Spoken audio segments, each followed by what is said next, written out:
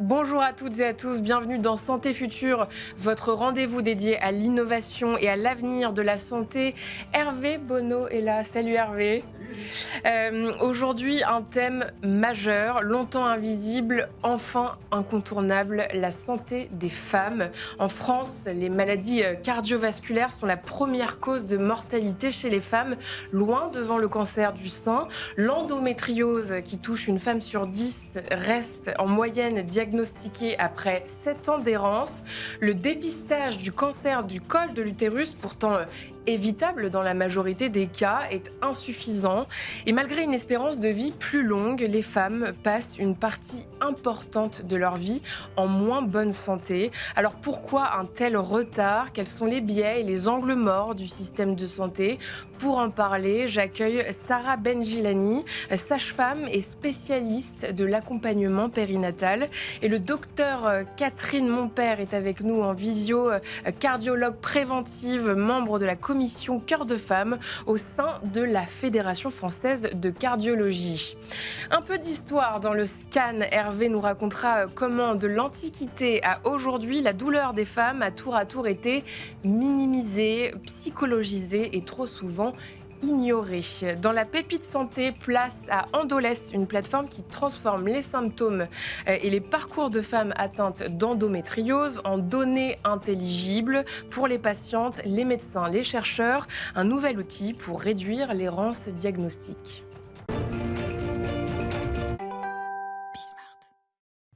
Bonjour Sarah. Bonjour Alix. Bienvenue. Merci. Et bonjour docteur. Bonjour. Merci également d'être avec nous. On dit que la santé des femmes a été négligée pendant des siècles, mais peut-on vraiment en parler au passé? Les chiffres montrent que les retards de diagnostic, les douleurs minimisées et la sous-représentation dans la recherche sont encore d'actualité. Sarah, je vous propose qu'on entre dans le vif du sujet. Quelles difficultés rencontrent les patientes pour un suivi gynécologique régulier aujourd'hui? Peut-être déjà l'information, parce qu'on sait qu'il y a pas mal de campagnes, notamment de prévention, de dépistage. On peut parler du cancer de col de l'utérus, vous en avez parlé tout à l'heure, ou alors même des dépistages par rapport au cancer du sein. Et on sait qu'il y a une part qui n'est pas majoritaire, en fait, des femmes qui vont y avoir accès. Peut-être en lien aussi avec le fait qu'il y a beaucoup de femmes qui sont en situation de précarité, précarité sociale. On sait que c'est les personnes les plus précaires en France sont des femmes, avec peut-être un recours à l'information qui est moindre. Ça, c'est le premier élément. Ensuite, peut-être une médecine qui, jusqu'alors, ne se focalisait pas plus que ça sur la santé spécifique des femmes.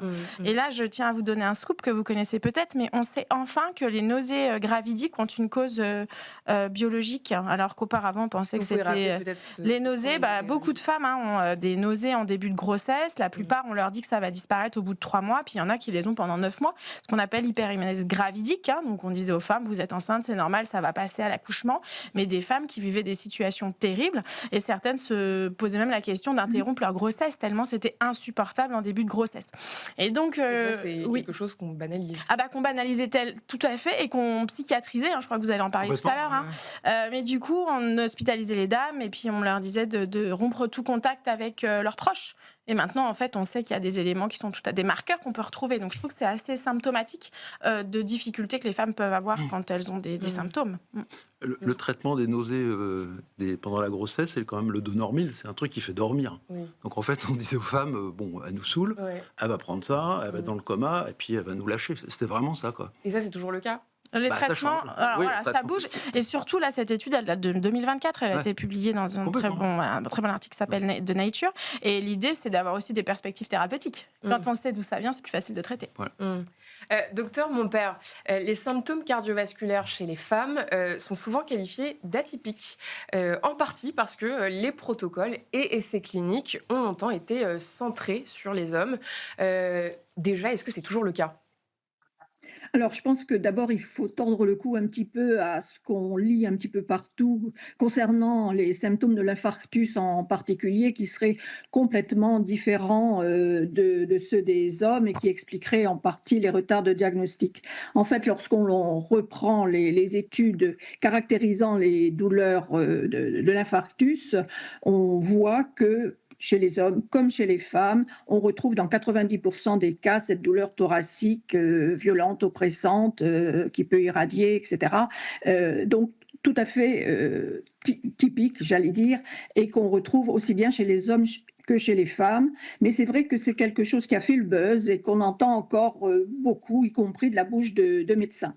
Ce qui peut un petit peu modifier, c'est que la façon dont le rapportent les femmes est peut-être différente, d'une part, et d'autre part que cette douleur thoracique s'accompagne plus souvent de signes accompagnateurs qui peuvent faire errer le diagnostic. Je pense par exemple à des nausées, des palpitations, des sueurs, des sensations de malaise. Voilà. Mais non, la douleur de l'infarctus notamment est tout à fait comparable à celle des hommes. Mais est-ce qu'il y a des conséquences sur la pertinence des diagnostics et des traitements pour les femmes? Alors, malheureusement, malgré cela, il y a réellement d'abord un retard dans le diagnostic. Il y a également un retard donc dans le traitement de l'infarctus qui est lié en fait à une sous-estimation du risque cardiovasculaire chez les femmes et en particulier chez les femmes les plus jeunes. Malheureusement, actuellement, on constate, en particulier chez les femmes les plus jeunes, de moins de 54 ans, qui normalement sont encore protégées par leurs hormones, une augmentation, par exemple, de l'incidence des hospitalisations pour infarctus, qui augmente de 5% tous les ans. C'est-à-dire que depuis ces 4 dernières années, il y a une augmentation de 20% des hospitalisations pour infarctus chez les jeunes femmes. Et donc, cela n'est peut-être pas encore suffisamment connu, y compris au niveau médical. Et il y a bien sûr des mesures à prendre à ce niveau-là. Et justement, pourquoi, malgré les alertes, ces pathologies sont encore sous-diagnostiquées? Alors, je pense qu'au niveau médical, il y a une formation qui est insuffisante, ça c'est certain, mais ça n'est pas la seule cause. Il y a d'abord les femmes en elles-mêmes. Hein. On a parlé des problèmes de sous-information tout de suite, là. Donc, c'est sans doute la première cause, avec là encore chez les femmes une sous-estimation du risque, surtout chez les plus jeunes. Il y a également, j'allais dire, des facteurs comportementaux qui peuvent amener à un retard dans la prise en charge, avec plus d'attentisme, avec la peur de déranger, avec quelquefois le manque de soutien familial pour appeler, pour en particulier faire l'appel au 15 en cas de douleur thoracique. Tout cela, donc, effectivement, sont des facteurs importants. Et puis, il y a également, j'allais dire, le problème de santé publique, de prise en charge au niveau des pouvoirs publics. Regardez un petit peu tout ce qui se passe au niveau du cancer du sein, qui peut encore être amélioré, mais Octobre Rose, c'est quelque chose maintenant qui est bien connu. Il faudrait qu'il y ait un plan cœur pour les femmes de la même façon. C'est important, vous l'avez rappelé, au niveau épidémiologique, c'est une des 2 premières causes de mortalité chez les femmes. C'est 200 morts chez les femmes tous les jours. C'est 6 fois plus de mortalité que le cancer du sein. Donc, ça mériterait effectivement une prise en charge beaucoup plus conséquente. Hervé ? Oui, je crois que c'est vrai que les femmes chouinent moins. On peut le dire comme ça. Peut-être ça peut s'expliquer par un côté sacrificiel. Il faut que je m'occupe de ma famille, de mes enfants. J'ai toujours mieux à faire que de m'occuper de moi-même. Et je ne veux pas déranger. C'est ce qu'a dit le docteur, mon père. Je suis bien d'accord avec ça. Et c'est dommage. Et après, alors c'est un peu polémique. Et quand on arrive à l'hôpital et qu'on tombe sur un cardiologue, 1 fois sur 3, c'est une femme. 2 fois sur 3, c'est un mec. C'est encore une spécialité qui est très masculine. Donc peut-être, je ne sais pas si c'est vrai ce que je dis. Alors là, ça change totalement. Hein. Là maintenant, il y a beaucoup plus de femmes qui prennent la spécialité de cardio que les hommes maintenant, au moins autant. Oui, à l'hôpital. Ça va changer. C'est en train de changer, oui, j'en en reparlerai. Réagir. Oui, c'est intéressant ce que vous dites. Est-ce qu'il y a une considération du genre selon le genre du praticien? Alors là-dessus, je pense qu'en fait, les études, elles ont souvent été basées sur la population masculine. Donc au-delà du praticien, c'est aussi la recherche, hein. On considère souvent que la recherche est objective, mais elle n'a rien d'objectif dans le sens où les sujets de recherche sont éminemment sociaux et les cibles qu'on va envisager le sont aussi. Donc indépendamment même du genre du praticien, il y a avant tout ce qu'il a appris, lui, que ce soit dans sa formation initiale, sa formation continue. Et jusqu'alors, c'est un système quand même très, très focalisé sur les hommes, mais c'est en train de bouger, hein. Il y a plein de chercheuses, de chercheurs qui décident de travailler sur les deux genres, en fait, hein. Oui, et puis il y a une augmentation de l'inclusion des femmes aussi dans les études, hein, de plus en plus maintenant. Et d'autant plus que lorsque c'est une femme qui mène l'étude, d'ailleurs. Voilà, c'est bien ce que je voulais dire, moi. Sarah, sur la question de l'accès aux soins, aujourd'hui, dans quelle mesure les sages-femmes sont-elles mobilisées pour le premier recours, la contraception, les dépistages, même le suivi global? Alors, en termes législatifs, en fait, on a tout à fait possibilité de suivre la population féminine à tous les âges de sa vie. Hein. Donc, vous parliez, on va commencer au nouveau-né, puisque c'est quand même une de nos cibles, c'est la pédiatrie. Ensuite, les jeunes filles au moment de la puberté, parce que c'est un enjeu principal aussi. 60 à 90% des adolescentes ont des douleurs pendant leurs règles. Comment on les accompagne? Donc ça, c'est quand même un enjeu de santé publique majeur. Ensuite, au niveau gynécologique, on peut faire le suivi de toutes les femmes en bonne santé pendant tout leur parcours de soins et même après au niveau de la ménopause, qui est un autre sujet majeur de la santé des femmes qu'on aborde relativement peu. Et évidemment, vous connaissez notre rôle en obstétrique avec le suivi de grossesse qui se déroule bien, avec les échographies, et puis l'accompagnement des femmes au moment de l'accouchement et de la naissance de leur bébé, l'accompagnement du coparent également, et toute la notion autour du séjour ensuite de naissance. Ce qu'on connaît moins, effectivement, c'est notre possibilité d'accompagnement effectivement gynécologique, également de l'orthogénie, tout ce qui est autour de l'interruption volontaire de grossesse, qui est un enjeu principal aussi de santé des femmes, me semble-t-il. Donc, en tant que sage-femme, on a effectivement des professionnels de premier recours. Gardons en tête pour autant que je pense que l'idée n'est pas de parler de sa paroisse, c'est vraiment de travailler tous ensemble avec les différents professionnels de santé et de se coordonner au mieux. En tout cas, c'est important que l'information passe. On peut recevoir toutes les femmes. Banaliser, si ça se généraliser, ça pourrait avoir un impact sur les délais de diagnostic. Alors, sur les délais, oui, en tout cas, en termes de dépistage, ce serait quand même extrêmement intéressant. Nous, c'est vrai qu'en tant que sage-femme, on se base sur un concept qui est relativement peut-être peu connu, qui s'appelle la salutogénèse. Ça veut dire qu'on va essayer de vérifier quels sont les facteurs qui permettent la bonne santé. On n'est pas sur un dépistage uniquement de facteurs de risque qui vont induire des pathologies. Et ça peut se faire en prévention, notamment auprès des adolescentes, mais des femmes enceintes qui, pour la plupart, ont des santé, qui sont des femmes jeunes en bonne santé. Et comment est-ce qu'on peut travailler sur différents facteurs, Je pense que le docteur pourra nous en parler, mais l'hygiène de vie a un rôle majeur dans la santé et des femmes en particulier. Et justement, est-ce que la douleur des patientes est encore banalisée, voire renvoyée à de l'anxiété? Oui, on parlait tout à l'heure des nausées. Alors, c'est peut-être pas des douleurs en tant que telles qu'on l'envisage, mais en fait, c'est invivable pour les femmes. Nausées, grossesse, c'est invivable, ça isole, on peut pas aller travailler, enfin, c'est un enjeu quand même majeur. Et juste pour vous dire, c'est une notion importante, là, une étude qui a été publiée dernièrement par Clara Rollet sous la direction d'Anne Chantry et de Dr Bonnet, qui est anesthésiste. 1/3 des femmes qui accouchent par voie basse en France, qui sont sous anesthésie générale, vont, au moment de l'accouchement en tant que tel, ressentir des douleurs intenses. On en est là aussi, c'est-à-dire qu'on peut avoir l'impression à l'heure actuelle qu'avec la péridurale, les femmes n'ont pas de douleur. D'après ces études, ce n'est pas le cas. Donc on a encore beaucoup de progrès à faire en obstétrique. Je parlerai aussi du soulagement du pré-travail, je parlerai du soulagement en postpartum, où il y a beaucoup de femmes qui vont avoir des douleurs très intenses, notamment le lendemain du postpartum. Et certainement, on a du travail aussi sur Donc, ces éléments. Il s'agit en fait d'inverser les biais dans la formation des soignants.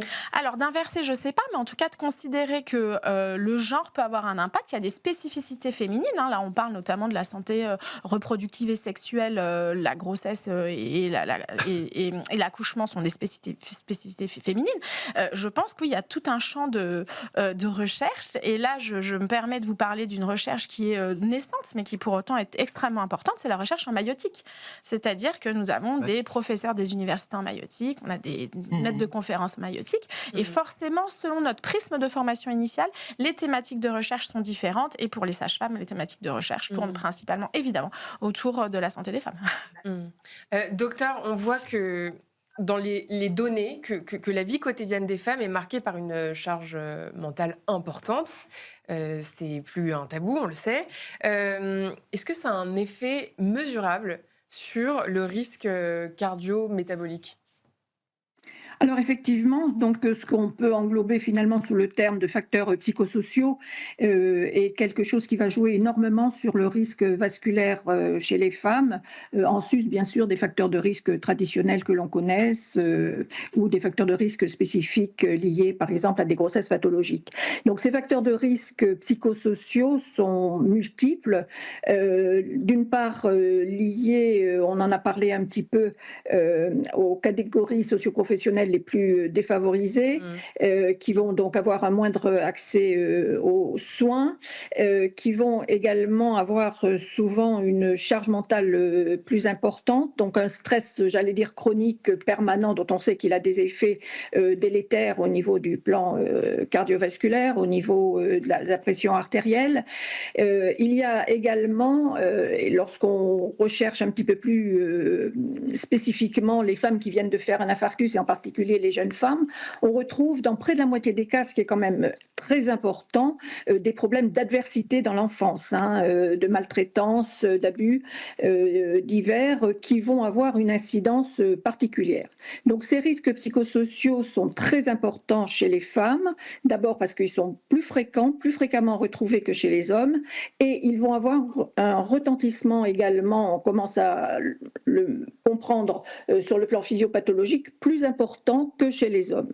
Donc effectivement, associés aux autres facteurs de risque qu'il ne faut pas négliger et pas oublier, qui sont très très importants, ils vont effectivement avoir des conséquences importantes sur le plan cardiovasculaire. Sarah, dernière question avant de passer à notre prochaine séquence. 7 ans d'attente pour un diagnostic, c'est un choc parfois physique, souvent psychologique. Quel impact sur la santé mentale, la vie professionnelle et même l'intimité des femmes ? Vous parlez de l'endométriose, Oui, là, pardon. oui. Oui, alors ce qu'on sait, c'est que quand une femme va dire « j'ai des douleurs », qu'elle ne va pas être entendue, elle va le redire, et il y a un moment, en fait, elle va même douter de ses perceptions corporelles. Et ça, je crois que c'est un élément extrêmement important en tant que soignante d'entendre la parole. Il y a des études qui montrent que parfois, la parole des femmes, elle n'est pas entendue, banalisée, minimisée, ou alors on va trouver effectivement des causes psychiatriques ou psychologiques. L'impact sur la vie des femmes, il est majeur, en fait. La douleur, elle a un impact sur la qualité de sommeil. Donc, la qualité de sommeil, c'est un impact aussi sur les qualités cognitives. Les femmes vont dire, j'arrive plus à me concentrer. Oui, quand on dort pas parce qu'on a mal, on n'arrive pas à se concentrer, c'est normal. Sur la vie sociale, sur la vie sexuelle. Et en fait, ça veut dire que pour cette femme donnée-là, poser un diagnostic, c'est authentifier que ce qu'elle a dit depuis tant d'années, c'était une réalité. Et en ce sens, accueillir la parole, c'est fondamental. Donc après, il y a quand même sur l'endométriose, des choses bougent. Maintenant, il y a des centres de référence. Donc je crois qu'on peut dire que, fort heureusement, il y a des éléments qui ont été mis en place positivement. Mais c'est pas entendable de faire une errance diagnostique de tant d'années, surtout que maintenant, on a des spécialistes. C'est encore souvent le cas ? Alors, moi, c'est vrai que là, je pense que dans les années qui viennent, on va être de moins en moins confrontés à ces situations parce qu'on a possibilité, nous, professionnels de premier recours, d'orienter vers des plateformes spécifiques. On n'a pas le temps, Hervé. Et ne pas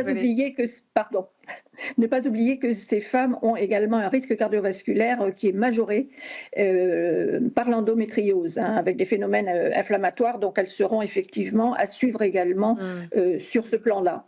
Je voulais aussi revenir effectivement pour corroborer ce que vous venez de dire par rapport à la douleur, qui n'est pas du tout considérée de la même façon chez les hommes et chez les femmes. C'est vrai, par exemple, pour les douleurs thoraciques.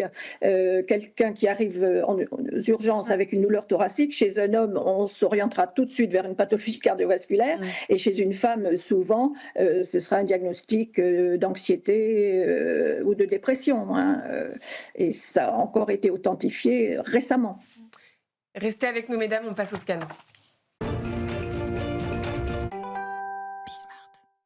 Et place au scan avec Hervé, pour comprendre pourquoi la santé des femmes a été si longtemps négligée. Tu nous proposes de remonter bien plus loin dans l'histoire. Ah bah oui, je vous recommande de commencer à relire le livre de la Genèse. Premier livre de la Bible, comme chacun sait. Et il y a plein de trucs intéressants, mais une phrase, Ève a été créée à partir d'une côte d'Adam. Et il y a plein de théologiens modernes qui disent partir d'une côte ou à côté de l'homme. Je ne sais pas si vous voyez la petite nuance, un accent qui change la position de la femme complètement dans la société pendant des siècles. Et c'est d'ailleurs peut-être même pas un hasard. Il y a un théologien à la Sorbonne qui a écrit ça. Peut-être que ça a arrangé les moines copistes du IVe siècle qui traduisaient de l'araméen ancien vers le latin, de dire que finalement les femmes, c'était des citoyens de deuxième zone. À côté d'eux, à partir d'un os inutile. Donc c'était assez intéressant. Et toujours dans le livre de la Genèse, je ne peux pas remonter avant, il n'y a pas de livre avant, il est écrit « Je multiplierai la peine de tes grossesses, tu enfanteras dans la douleur ». Et pourquoi ? Parce que c'est une punition divine, donc méritée. Elle a fauté au Jardin d'Éden. C'est elle qui a donné la pomme à manger à Adam. Et si, collectivement, on se dit que c'est une punition divine méritée, pourquoi est-ce qu'on se préoccupait de la souffrance ? Et la souffrance est généralement le premier symptôme d'une maladie. Peut-être même que les femmes en sont inconsciemment, collectivement persuadées. Donc, si on dit que le poids des religions monothéistes existe en France et ailleurs, eh ben, il est aussi dans la médecine. Et voilà. Donc ça, c'était un petit rappel historique. Je pourrais tenir 2 heures sur des sujets comme ça. J'adore. Mais on n'a pas le temps. Autre exemple que je trouve formidable, une invention extraordinaire, l'hystérie. Est-ce que vous êtes posé la question de savoir l'hystérie, c'est quoi ? Eh bien, ça a été inventé par Hippocrate, le père de la médecine. C'est le concept de l'utérus errant. Hystérie, hystérectomie. Donc, par définition, qu'est-ce que ça veut dire ? Un homme ne peut pas être hystérique puisqu'il n'a pas d'utérus. Donc, on n'est quand même pas loin du sujet. Et donc, au 19e siècle, notre ami Charcot, à Pitié, conceptualise ça. Et il fait même un truc formidable. Il fait les mardis, les leçons du mardi. Il fait venir le tout Paris qui venait en habit, regarder les folles. Et ça s'appelait le bal des folles. Et donc, tout ce qui était gênant chez la femme, tout ce qui était douleur, tout ça était hystérique et c'était un spectacle. Je ne sais pas si vous voyez le truc terrible qui se passe. C'est que la souffrance féminine devenait divertissement scientifique. C'était hier, le 19e siècle. Donc, quand on a une douleur qui se moque de la douleur une société qui se moque de la douleur des femmes, on se dit que l'errance avec l'endométriose, ben voilà, c'est pas si loin que ça.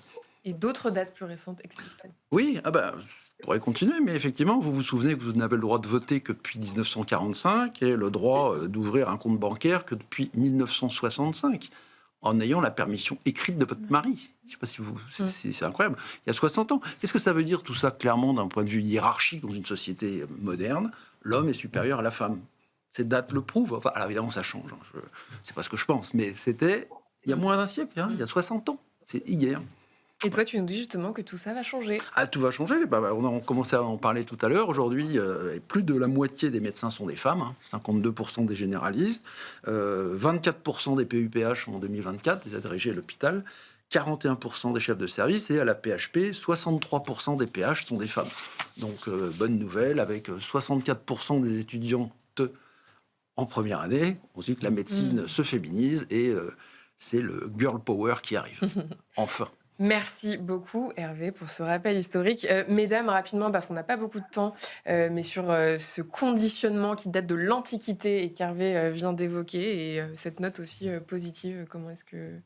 Je pense qu'il faut, là vous parliez du girl power du coup dans la profession médicale, mais moi j'aimerais qu'il y ait le girl power dans la société et tout ce dont on parlait, c'est-à-dire que les femmes prennent conscience que leurs symptômes sont largement aussi importants que ceux des hommes, qu'on est là pour les écouter, qu'il y ait de nouveau une confiance qui se crée auprès des professionnels, c'est redonner le pouvoir aux femmes et redonner le pouvoir de façon et aux usagers de manière générale, mais vu le sujet qui nous intéresse, aux usagères. Docteur Monpère, et ce sera le mot de la fin. Oui, effectivement, je confirme effectivement que cette prise en compte des femmes dans mon domaine de pathologie cardiovasculaire est en nette progression, que ce soit au niveau des études qui sortent actuellement ou régulièrement il y a des études de genre qui sont mises en place. Ce qu'il faudrait également, c'est activer tout ce qui est information, qui à mon avis est tout à fait fondamental justement pour la prise en charge des femmes dans leurs maladies, qu'elles soient cardiovasculaires ou autres pathologies.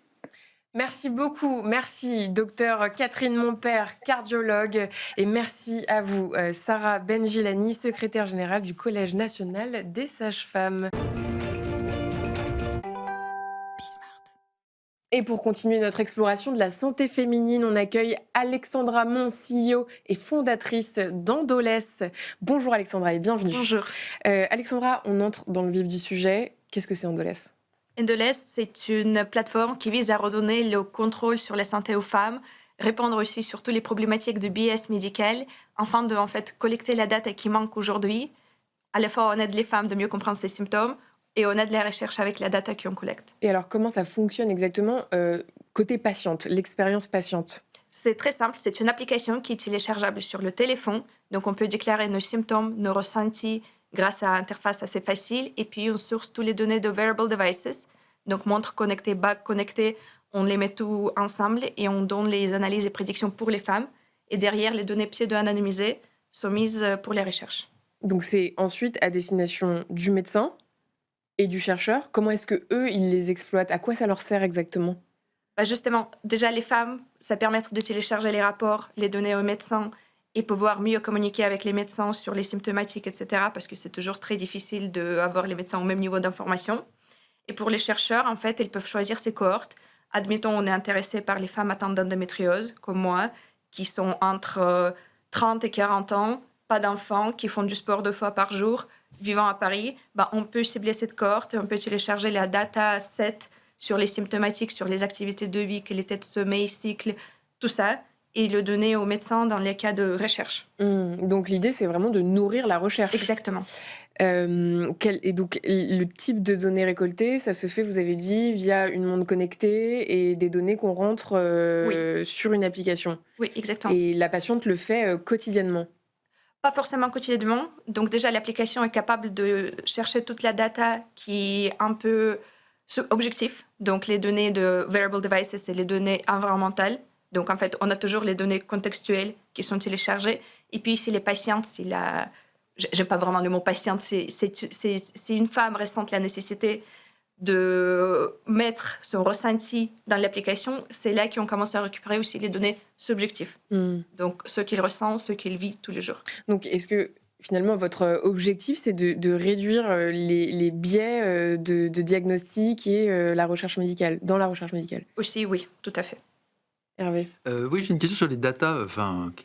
Donc c'est hyper intéressant ce que vous faites, mais déjà sécurisation des datas, j'imagine que c'est un vrai sujet parce que c'est très sensible, la santé de la femme, RGPD, CNIL et tout ça, vous voyez bien.